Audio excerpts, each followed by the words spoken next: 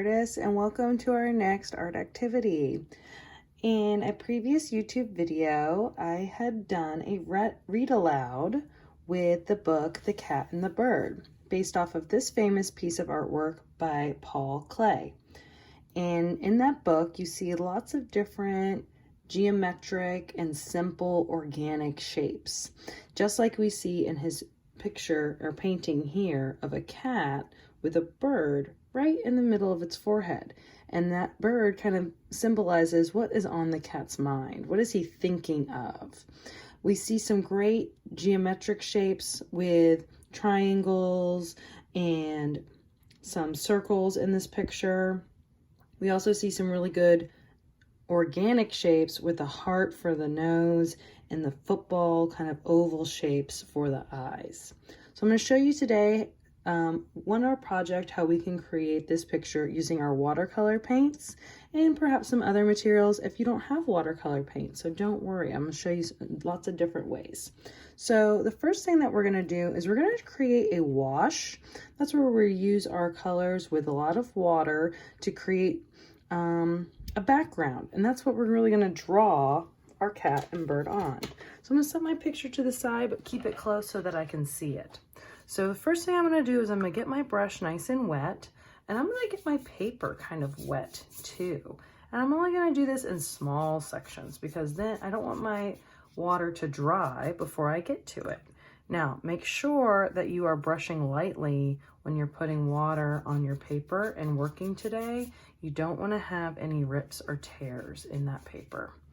So as I start to add some yellow color, now you can choose any color you like. It's your artwork, of course. I'm going to kind of go with that same Paul Klee inspiration. I saw he was using a lot more warm colors in his picture. So after I lay down a thin layer of my yellow, I'm going to wash my brush out a little bit better and perhaps get some red. And I'm just going to dot that red into my paints. Oh, see how it starts to spread and just kind of go all over? That's that water helping me do the work. So first we're going to lay down our base of yellow all over our paper. This is going to give us a great wash background. And then we will put our cat and bird drawing on top. So I'm just using a regular paper right now, so I'm being very careful and very gentle as I brush that water on my paper.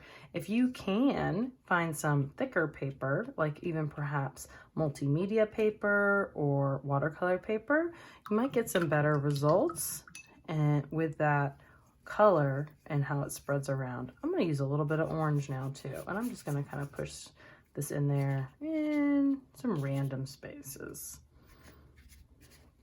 all around. All right, now my background is ready, and now I can do a drawing on top of this. But I think it's a little too wet to do right now, so I'm gonna have to let this dry. So I'm gonna go outside, take a little walk, come back and let this dry and work on it some more. You can do the same. If you're watching this video, pause it right now and then come back to it and push play when you're ready. Okay, now that my paper is dry, I'm ready to add my cat and my bird. You can use Sharpies for this and pencil. You can use crayons, colored pencil, oil pastel, whatever it is you might want to use to draw. The only thing I would suggest not using is a washable marker like these. It might end up, if their paper's still a little wet, it could spread around and your lines might not be as nice as you want them to be.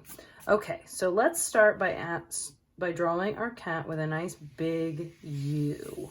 So I'm going to draw this U, taking up my whole paper. That's the shape for my cat's head. Then we're going to take our lines from the outside of our U and bring them down towards the middle, kind of making like a triangle shape, and up towards the other corner. And then we can add a line going across, form his head. Now, from that valley where my two little triangles come down, I can add a big, long, skinny triangle for my cat's nose. And let's put a heart at the end of his nose. Let's do a V letter, and then 2 bumps, like an M. All right, from here, I'm gonna take a line and curve it out like a tree trunk on either side for his mouth. And let's give him some whiskers, some curvy lines there, and then come back up to the top of my triangle, and let's give him a football-shaped eye, really big, like a rainbow for the top and a smiley face for the bottom. Let those lines come all the way to the edge and let them kind of meet like a point. You know, sometimes it looks like one of my eyes is bigger than the other. That's okay. I'm just trying my best over here. Okay, we're gonna make another football shape for inside his eye. This time it's up on its side like if someone's about to kick a field goal.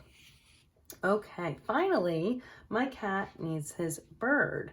But in my other drawing video, you notice that I put my cat thinking about something else besides a bird. He was thinking about the ocean, so I drew some waves for an ocean.